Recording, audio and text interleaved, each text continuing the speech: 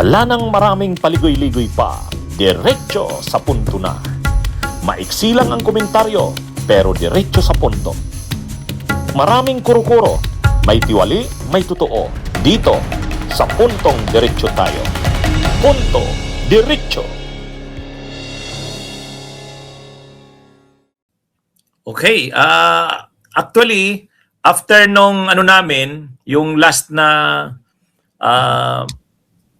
talakayan namin ni Senator Trillanes, nakiusap ako sa kanya, sabi ko, pwede bang kapag may mga importanteng issues, maimbita ko siya uli? Ayun. Ay ngayon, maraming mga importanteng issues na gusto nating makuha ang reaksyon ni Senator Trillanes. Hindi na ako magpapatagal pa ng kasi malamang mayroon pang mga appointment si Sentry. Unahin ko na muna, Sentry. Ito, nung nakaraang araw, yung kay kasi yung mayroon kang comment kay Secretary of Interior and Local Government John B. Remulla. Ang comment mo, sana si SILG Remulla bawas-bawasan yung mga press con at interviews kasi napakarami niyang trabaho. Yung mga marami siyang dapat hulihin na ngayon at large pa rin. Sinight mo si Bantag, sinight mo si Atong Ang. Kaya sabi mo sana fokusan ni kasi ang daming nawawala na dapat maaresto. Ay ngayon nag-react si SILG Remulla doon. Sabi niya, sana naman makita naman ni Senator Trillanes yung magaganda naming ginagawa. Anong reaction mo diyan, Sentry? Yung sa atin na lang naman po, Attorney Ricky, ito ay constructive criticism. Kasi alam naman natin na mabigat yung mga trabaho na yan, precisely na kailangan mas maraming oras ang madidevote dyan sa paghahanap. At alam nyo, yung PNP, ang tinatawag ko dyan ay rigidly hierarchical institution. So, pagka nagbigay ka ng firm order, ay kadalasan yan ay sinusunod. Dapat kung magbilin siya na in 6 months, pagka hindi nyo nahanap itong mga ito, tanggalin ko kayo sa pwesto. Nako, mabilis yan. Mabilis gumalaw yan. Kasi yun yung nature nung mga opisyal dyan, yung mission accomplishment. Pero pagka walang strictly defined mission, talaga, ibig sabihin nun, hindi time-bound. Kaya hindi asikasuhin yan, hindi bibigyan ng priority. Di ba? Constructive criticism lang. Di ba? Kung ilan na to kasi, dami na mga VIP na nawawala, Atong Ang, si Leonardo, Bato, Bantag, o kahit sabihin man ng wala daw warrant si Bato. Kaya hindi niya hinahanap, ay hindi niya inaaresto, pero sabi mismo ng kapatid niya hindi naman ako yung source Di ba yung kapatid niya? Ang nag-announce na meron, hindi dapat bigyan niya naman ng benefit of the doubt na totoo yung sinasabi ng kapatid niya, si Ombudsman Boying Remulla, when he announced meron ng warrant. So, nobody is in a position to confirm that, pero very confident naman si Ombudsman hindi naman nire-retract yun. At in fact, may mga sumunod pa na nag-affirm noon. Dapat, in anticipation of that, meron siyang tinatrack na nila. Iyon po yun. Pero ang maganda din doon, Sentry, nag-commit siya doon sa interview na yon. Nag-commit siya. Public yung commitment niya.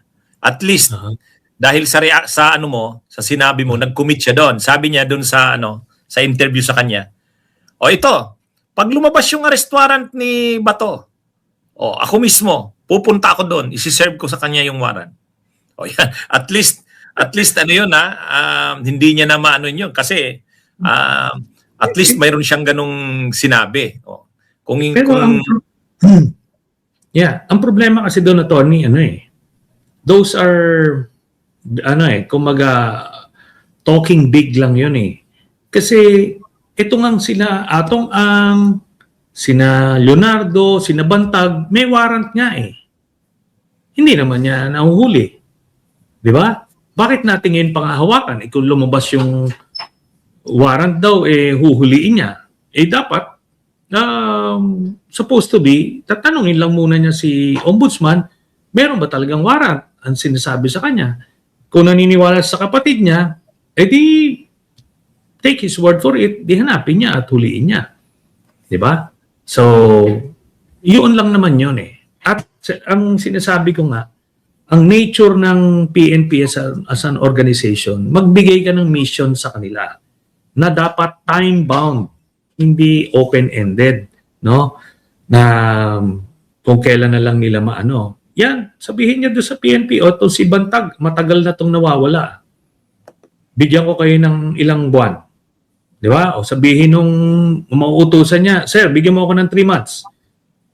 O sige, pag 3 months, hindi mo nahuli yan, tanggalin kita sa pwesto Yes, sir. O di, meron ngayong accountable. Ito wala eh. Paano kasi, yun na nga, hindi niya nabibigyan ng mission, hindi niya natututukan kasi nandoon siya sa mga press con, sa mga interview. Di ba? So yun ang naging problema dyan. Constructive criticism po yun. Na ito yung mga advice ko paano mo mahuhuli. Kasi kita mo pinalitan niya na si Secretary Abalos. Na-deliver kahit papaano. Si Kibuloy, silang dalawa ni General Torre. Tapos itong si Alice Guo. Di ba?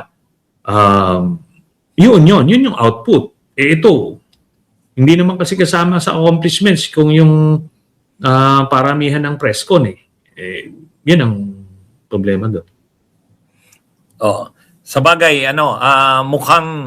mukhang na may effect yung constructive na criticism mo, Sentry. Kasi ngayon, uma-action na habulin niya na talaga si Saldico. Kailangan makikipag-coordinate na daw siya mismo. Kasi sa Interpol. Kasi nga, una, lagi niyang sinasabi, hindi daw nakakalabas si Saldico doon sa gated community kung saan nagtatago si Saldico. Kaya may depression na daw si Saldico kasi hindi makalabas. Tapos bigla, na-monitor doon sa Sweden. Sa Sweden. Doon kasi kailangan mag-file yung abogado ni Saldico dito sa Supreme Court ng TRO. Siyempre, kailangan yung notaryo. Nagpanotaryo si Saldico, yung tawag doon apostille, doon sa Sweden. Di parang sampal kay sampal kay John Wick yun. Kasi sabi niya, hindi nakakalabas ng gated community sa Portugal. Ay bigla. Alangan namang magsisinungaling yung Swedish notary public na nag-appear sa kanya si Saldico. Kaya ngayon medyo napasubo na naman siya doon. Ang sabi niya Sentry, ito talagang si Saldico. Hindi lang to congressman, hindi lang to businessman, criminal talaga to. Kaya pupunta na daw siya ng Europe, makiki-coordinate na siya sa Swedish authorities at saka sa Interpol, sa Portuguese authorities para talagang maano na itong si Saldico. Alam mo, Tony, yun ang kini-question ko kasi the way he delivers itong mga statements na to, parang siguradong sigurado siya. Parang alam mo yon yung impression, napapalibutan na yung bahay kung saan man nagtatago si Saldico. Wala naman hong tropa doon.